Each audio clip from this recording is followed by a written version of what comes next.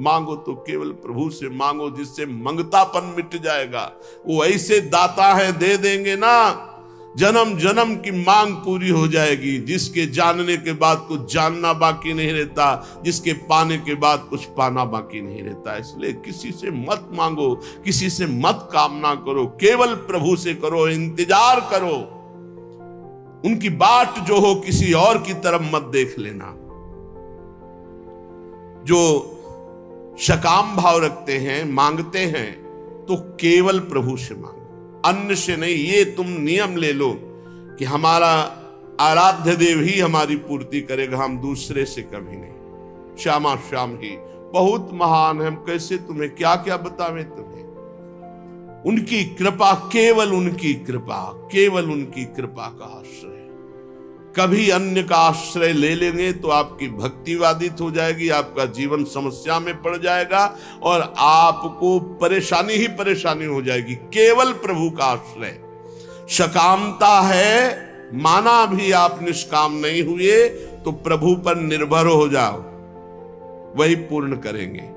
वो कामना भी पूर्ण कर देंगे और आपका कल्याण भी कर देंगे। ऐसा स्वभाव है हमारे स्वामी का।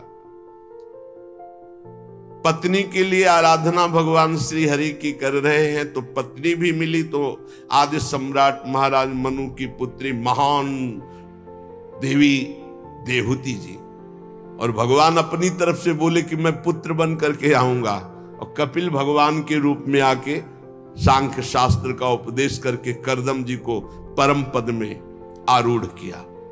अगर भगवान से मांगा जाए तो विषय भी दे देते और साथ में अपने आप को भी दे देते कि अब तुम हमसे मांगे हो तो अब ऐसी तुम्हारे अंदर ज्ञान वृत्ति जागृत करेंगे कि अब तुम्हारा मांगना मिट जाए, जाचकता जरी जाए। जो आज तक कोई सफल हुआ है मानो, वो केवल भागवतिक शक्ति से, दिव्य शक्ति से सफल हुआ है। किसी को अगर सफलता लौकिक पारलौकिक वास्तविक सफलता का मतलब रुपया पैसा बढ़ जाना, लोग संपत्ति यश मान कीर्ति नहीं, काम क्रोध लोभ मोह मद मत्सर, इन पर विजय प्राप्त करना सफलता है। और तुम लाखों उपाय कर लो, इन पर विजय प्राप्त नहीं कर सकते। इन पर जो सफलता प्राप्त करना है वो केवल भगवान की शक्ति से होता है। भगवान के एक संकल्प मात्र से अनंत ब्रह्मांड प्रकट हो गए। वो भगवान तुम्हारे लिए क्या नहीं कर सकते। तुम अन्य आश्रय, अन्य कामना ना करो, केवल भगवान का आश्रय लेकर भगवान से भगवान की कामना करो, निहाल हो जाओगे। अगर द्रौपदी जी अन्य आश्रय न लेकर के पहले ही भगवान को आर्तभाव से पुकार देती तो समस्या इतनी नहीं बढ़ पाती। समस्या आई तो बहुत जगह मन फैला द्रौपदी जी का। पति हैं, भीष्म जी आदि हैं, हम बड़े बड़े बुजुर्ग जन हैं, भला ऐसा कैसे होने देंगे। और जब कोई नहीं रोका तो अपनी भुजा, अपना दांत का बल, यही सब बातें हमें भगवान से दूरी बनाए हुए, समय की दूरी बनाए हुए। और जहां उन्होंने सब आश्रय छोड़ा और एकमात्र भगवान को पुकारा तो भगवान वस्त्रावतार हो गया।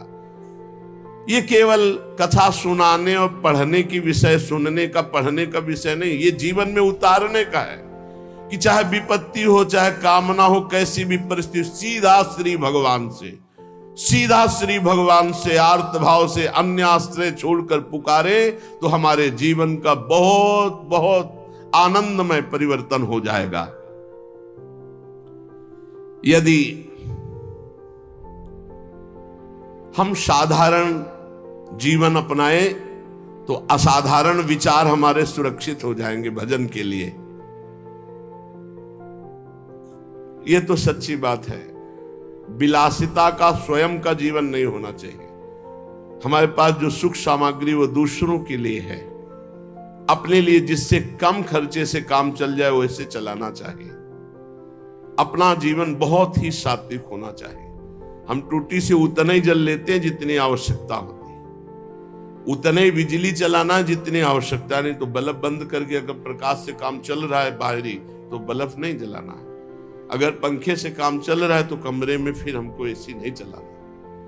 अगर बिना पंखे एसी के घंटा 2 घंटा कट रहा है तो हम वैसे, जितना आप कम खर्चे का जीवन उतना ही आपका भजन उत्तम बढ़ेगा।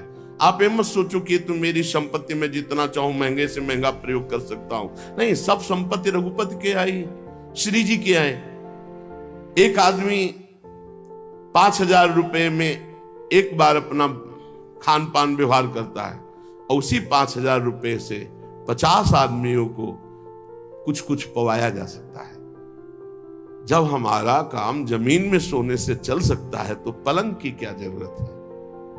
चलो भाई, पलंग में जब हमारा एक चद्दर बिछा के काम चल सकता है तो डनलप के गद्दे की जरूरत क्या है। भगवत मार्ग के हम प्रतीक है, महापुरुषों के वचन, साधारण से साधारण पहले जीवन जीना सीखो। एक कुशासन और मार्किन के सिवा कोई नहीं बिछाए थे। एक कुशासन, कुश का आसन, उसके ऊपर मार्किन। साधारण तौर तरीके, अगर असाधारण भजन करना है तो हमारी बात मान लो। जितना रजोगुण बनवाओगे, जितना रजोगुण एकत्रित करोगे, उतने ही तुम्हारे भजन में बाधक होगी। मरोगे तो है, शरीर भी नष्ट होगा तुम्हारा और मकान भी दूसरे के हाथ लगेगा। काहे को समय बर्बाद कर रहे हो। अगर साधारण जीवन व्यतीत करते तो रोना आता, प्रभु मुझ गरीब, मुझ दीन पर कृपा कर दो। भगवान की प्राप्ति के लिए जबरदस्ती अपने राज्य को अपने पुत्र को दे करके महाराज मनु हरिताप गवन बन की ना, आप वृंदावन आए हो, बहुत दैन्यता से जियो, आपके पास अर्थ है, भूखे प्यासे ऐसे लोगों को पवाओ, दूसरों की सेवा में लगाओ, संत सेवा, भगवंत सेवा, श्री जी को सुंदर सुंदर पोशाक, श्री जी को भोग लगा के बांट देना, उत्तम भोग लगाए मोर मरकट को सेवा, अपने लिए बहुत साधारण, साधारण मार्किन, साधारण कपड़ा उड़ले, साधारण से जीवन, तभी असाधारण भजन होगा। जितना आप अधिक खर्च करेंगे अपने शरीर के ऊपर, साधक बहुत ध्यान से सुने, चाहे गृहस्थ हो, चाहे आपका पैसा नहीं है, वो भगवान का है, आप उचित अपने ऊपर खर्चा करें, परिवार के सुख में लगावें, संसार के सुख में लगावें, गौ सेवा, संत सेवा, भगवत सेवा, अन्य में, अपने जीवन में बहुत कम खर्चा। आप अपने समय को अधिक से अधिक बचाकर भजन में लगाएं। यदि आपके पास बहुत अच्छी धन राशि आ चुकी है तो आपको अब ज्यादा जरूरत नहीं है, तो आप उसे लोक सेवा, भगवत सेवा में लगाते हुए हर समय भजन में लगिए। ज्यादा फैलाओ मत फैलाइए। सच्ची कहते, बहुत सावधानी की जरूरत, बहुत सावधानी।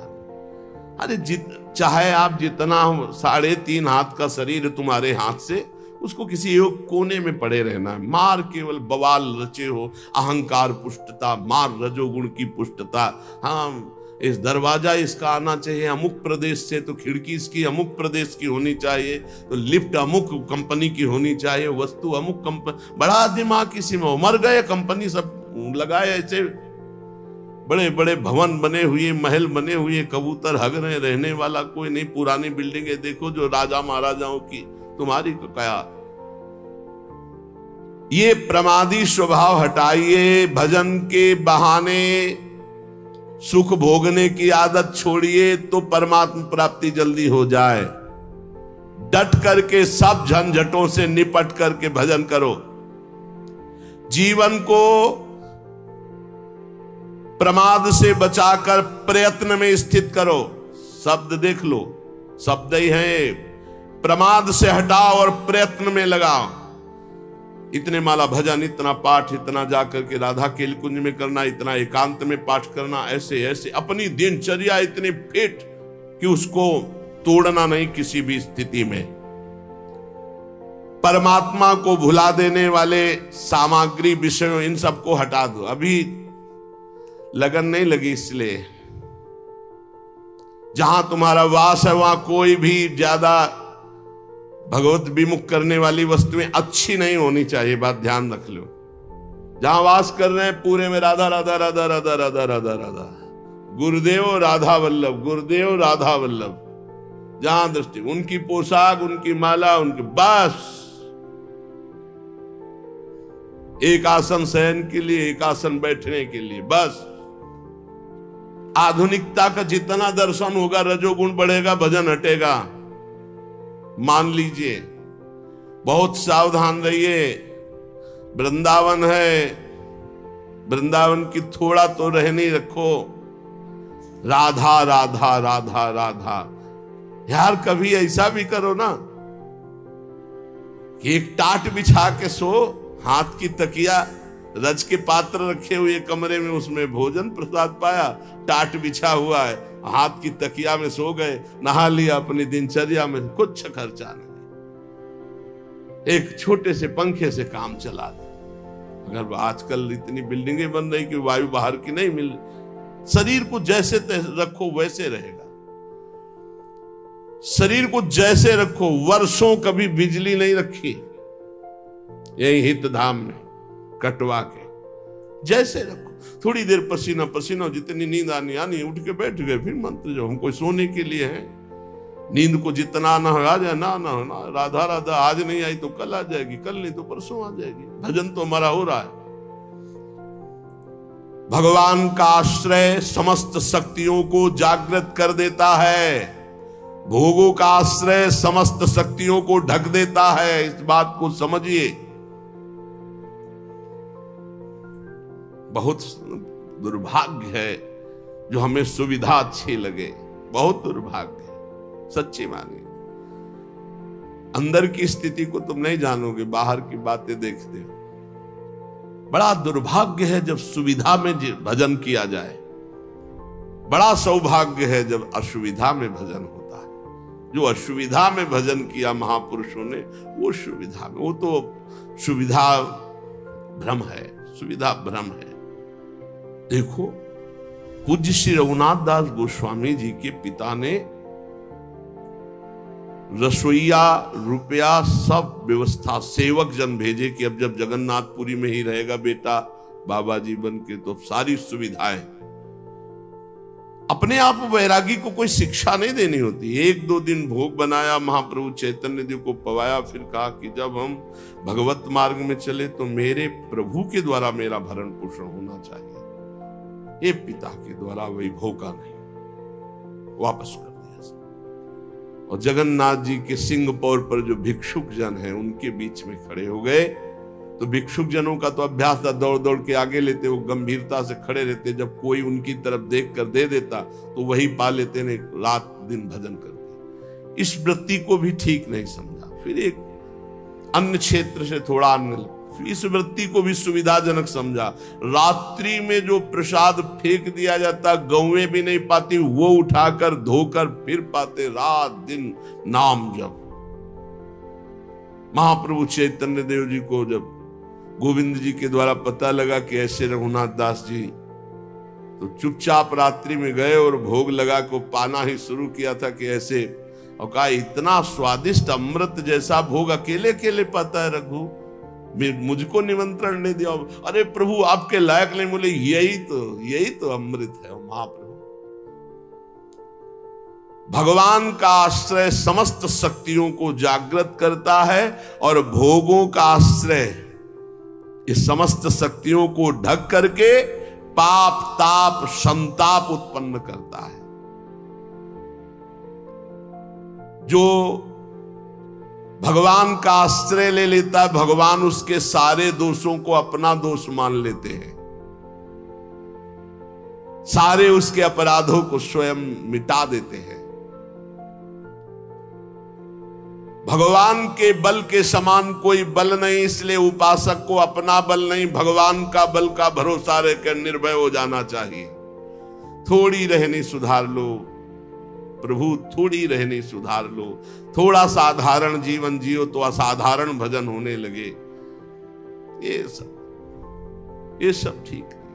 बाहर सच्ची कहते हैं, दुर्भाग्य समझो जो सुविधाजनक जीवन जीकर भजन करना चाहते हैं, जो साफ सुविधाओं को ठुकरा करके, साफ वैभव है लेकिन बहुत अकिंचन जीवन जीते हैं। बलिहारी उनके जीवन की। भगवान जितनी रचना रचे उसका प्रतिक्षण परिवर्तन हो रहा है और नाश की तरफ जा रही है।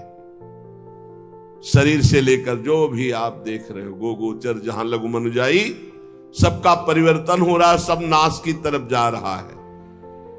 ये क्षण ध्वंसी है, किसी भी क्षण में नष्ट हो सकता है। जो तुम देख रहे हो सब, यहां का मिलना संतोषजनक नहीं है। यहां व्यक्ति मिल जाना, वस्तु मिल जाना, स्थान मिल जाना, या कोई संतोषजनक नहीं, क्षणिक है, दुखद है। श्री भगवान पर विश्वास करके सर्व प्रकार से उनके ऊपर निर्भर होकर जो भजन करता है वो मंगल को प्राप्त होता है। क्षणभंगुर शरीर का क्या पता कब नाश हो जाए। भगवान की इच्छा से जो कुछ है उसी में संतुष्ट रहो। जो तुम्हारे पास है वो दूसरों की धरोहर है, तुम्हारी नहीं है। तुम कम से कम खर्चे में जीवन व्यतीत करो। इस नाट्यशाला में, जगत नाट्यशाला में भगवान के खेल को, सृजन पालन संहार, 3 खेल के रहस्य को जान करके खूब नाम जप करो। पता नहीं कल किसका आए कि ना आए। भगवान बहुत समीप है हमारे, उनसे अधिक समीप अन्य कोई भी नहीं है। उनका जितना चिंतन करोगे, उन्हें जितना अपने समीप देखोगे, उतना ही तुम परम सुखी होने लगोगे और भगवान तुम्हें दिखाई देने लगेंगे कि नजदीक है।